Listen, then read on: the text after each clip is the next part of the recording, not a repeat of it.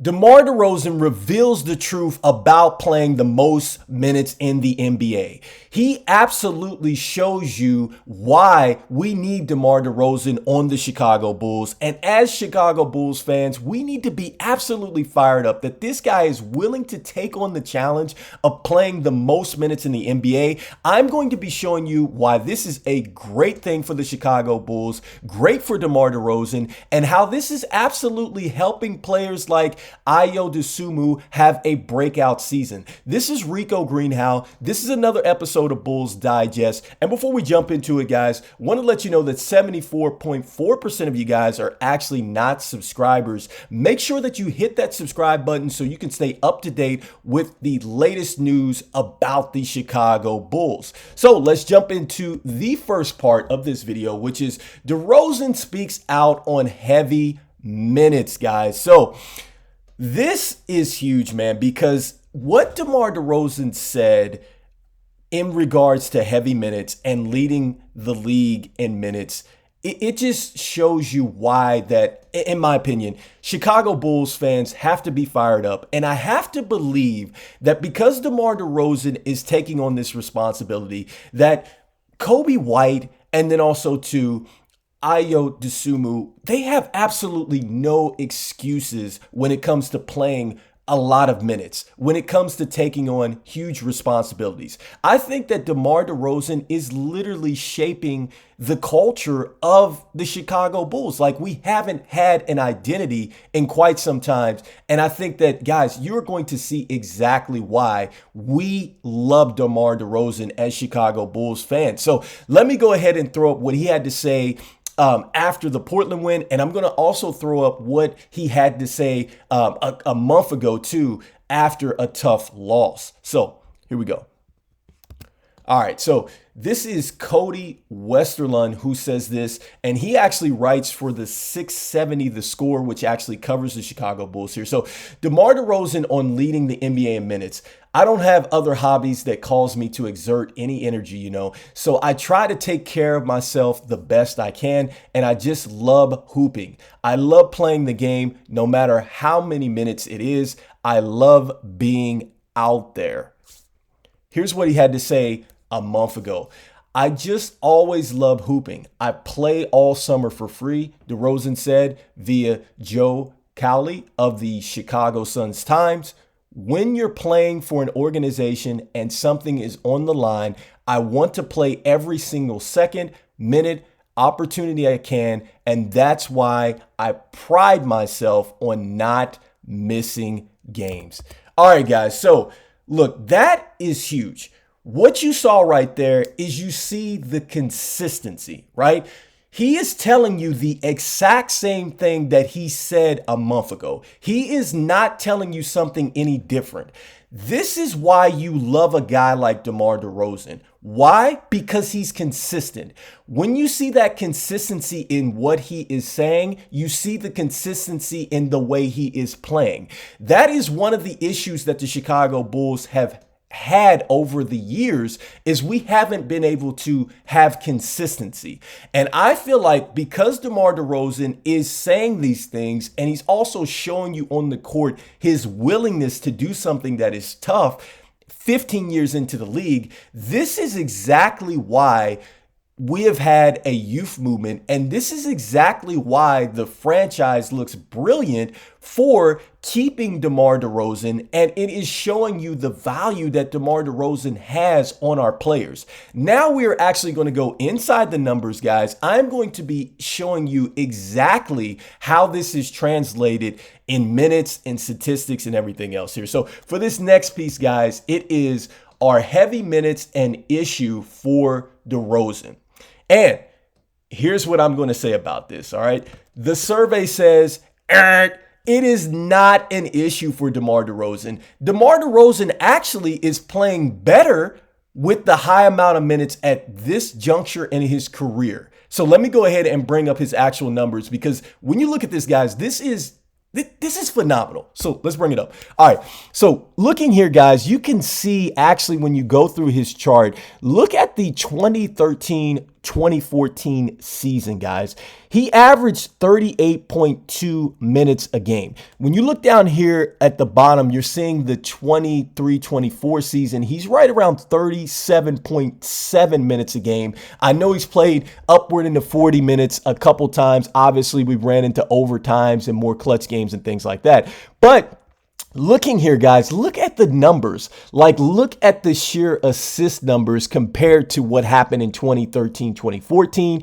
He's actually getting more assists than that year. He's up an assist and a 0.3 on that. And then also, too, you can see the total rebounds are right around the same with the 4.3 number at that year as well. But look at the points, guys. The points in that year of 2013, 2014 is actually down a point to the 23.2 that he's actually averaging this year as well. And then also, too, you can look over here. We're looking at the field goal percentages, guys. He's actually shooting a better field goal percentage now at the 47% versus when you go up here to the 2013, 2014 season, he was only shooting, 42% at this point. So the percentages is up. And then also, too, I know this is a little bit of a slippery slope, but the 3-point percentage is actually better right now. But that can be an indication. You could say, okay, the league changed. And I'll give you that. The league has changed. It has been a bit more of a 3-point shooting league.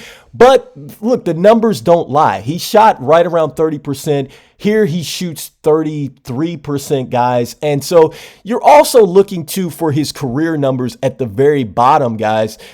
He's averaging so far around 34.6 for his career, and he's only up a couple minutes right now in this season. All right.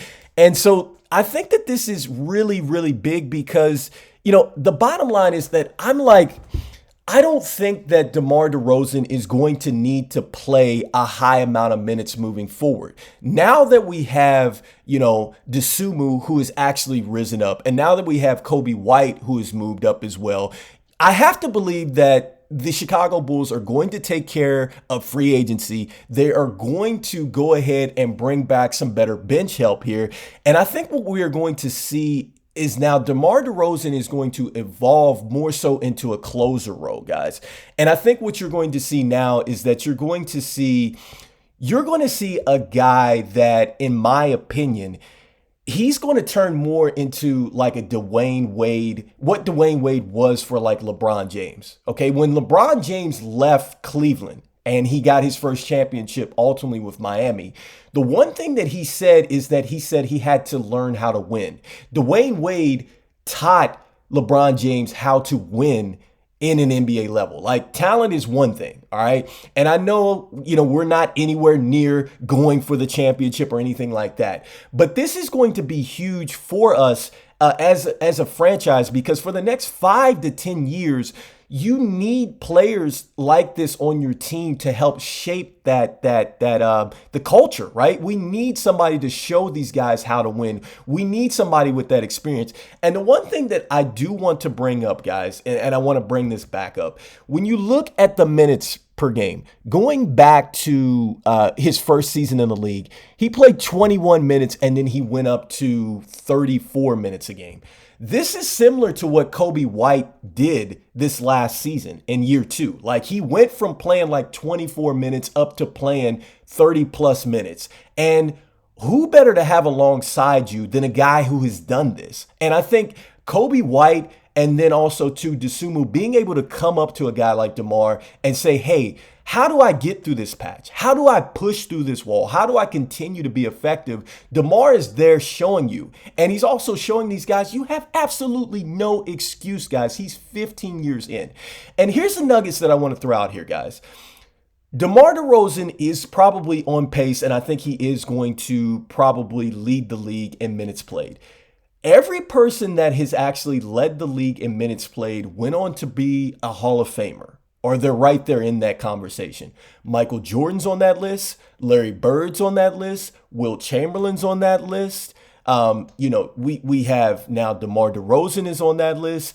Allen Iverson, if I didn't say that already, is on that list. KD, Kevin Durant's on that list. And these are guys that either they're in the Hall of Fame or we know that they are going to be first ballot Hall of Famers, guys. So look, DeMar DeRozan, he's basically solidifying that he is one of the most consistent players to have ever played.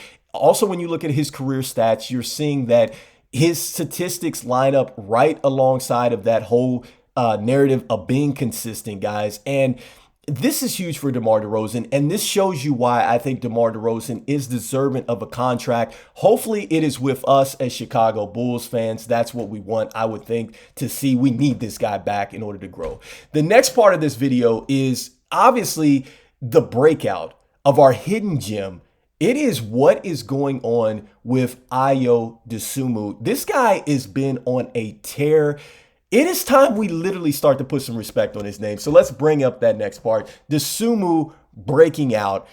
Look, Dosunmu is a guy, guys. It's obvious at this point. Like it's obvious, right, guys, that this guy is a guy that we literally got, and it's on a team-friendly deal, and it just couldn't be any more sweeter at this point, guys. We are getting a guy that is an absolute terror on the defensive end. He loves to attack the basket, the way he's finishing amongst the trees, and I love the fact that he's shooting the three ball at a high clip, and the confidence is all the way there. I talked about what he did against the Pacers, getting a huge basket there. I loved what he did against the Portland Trail Blazers and holding back Anthony Simons, the way he went at him. There was a transition three that was beautiful that he shot that I'm just like, he wouldn't have shot that 2 years ago. He wouldn't even have shot that a year ago, guys.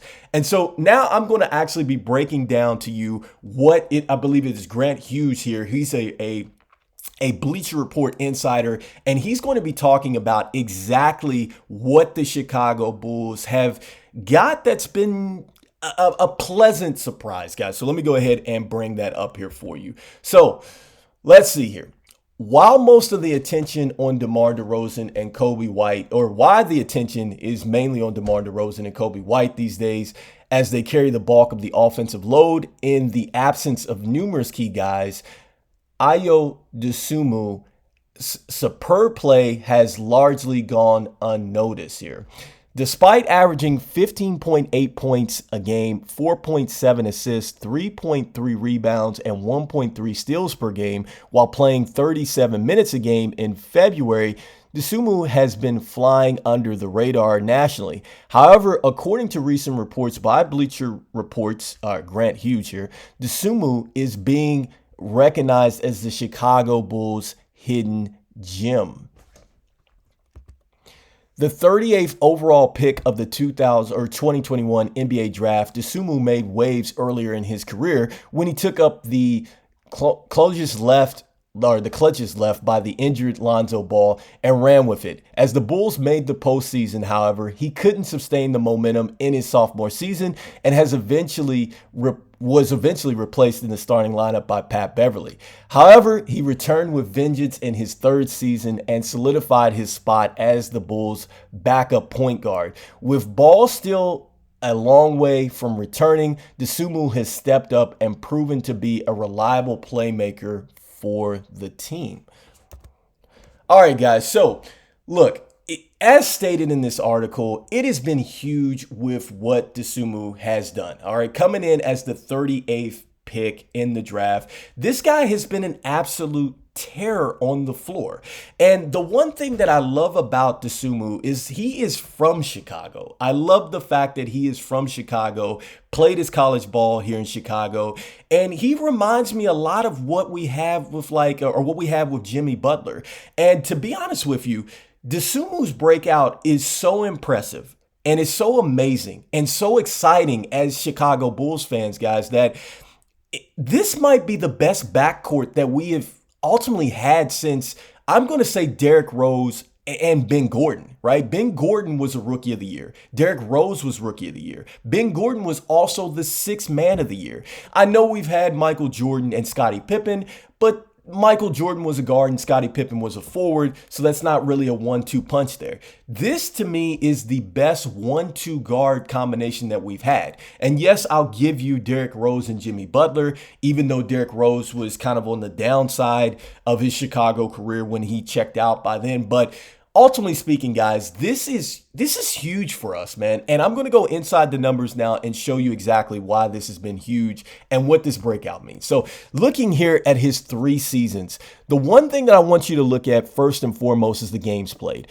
First year, 77. Next year, 80. 67 thus far. He hasn't missed games. But look at the point differential. He's gone up in points. He's now from 8.8 to 11.4. That's obviously huge on the chart. But the big thing is the three-point percentage. Look at this. Went from 37%, dropped down into that sophomore slump. We talked about that just now, but goes up to 39. As far as the percentages is almost 40%. I'm sorry, as far as 3-point shooting. And look at the 2-point consistency, right? I talked about DeMar DeRozan and I talked about his impact. I know it's dipped just a little bit, but for the most part, he's been consistent, right, with what he's shooting at the 2-ball percentages. You're seeing that his attempts have gone up. That's huge because now we're talking about his confidence has risen. The minutes have steadily gone up, right? And he's responded there. And I love, too, the steady hand that we've gotten from the rebounds, we've gotten from the assists, and the steals as well. So guys, you're seeing the numbers and you're seeing the growth. And I think ultimately speaking here, look, you're seeing that Kobe White is down in this particular portion, and you're seeing exactly what this means. And you're seeing that he's kind of taken off. There's been a game where he scored the 34 points, had a huge one against Portland, and even when Portland was coming back and everything else. But his breakout has been something that's been special. I think it's something that is hidden gem because nobody expected him to be this good, which I love that. You know, again, it models exactly what we got when we got Jimmy Butler. Everybody knew he could probably play basketball, but nobody knew he could be that good. And this is what I think we are getting here. And I think it's a real plus to see that he's now, I think with this last stretch, this last 5 games, you're seeing that he's willing to go out there and take on an aggressive role. If he is able to go ahead and take that mentality with Kobe White once he gets back on the floor, I think now you are going to see this franchise really take off. And I think it is not going to be an issue for this team to go ahead and move forward into the 50 plus percentage as far as winning games per year. And I think that, man, we are just, I think, a couple free agents away and a good draft away, guys, from actually changing the course of the franchise. And I know we've been talking about it. We've been wanting to see it. I'm not saying that we're headed towards the, 98 years or the dynasty three-peat years or anything like that. But I think that we're seriously headed back to some serious relevance as a franchise because, quite frankly, we lucked up in our draft. Quite frankly, we lucked up with the signing.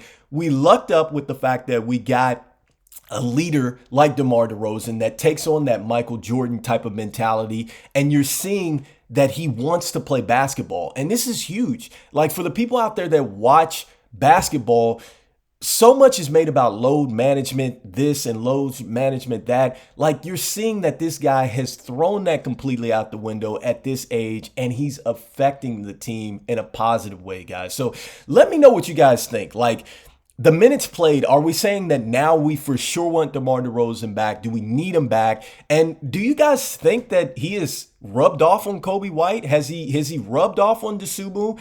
Is he the reason why the youth movement has taken off? Let me know in the comments, guys. This is Rico Greenhowe, and this is Bulls Digest. And as usual, go Bulls. All right, guys. I'll see you guys on the next one.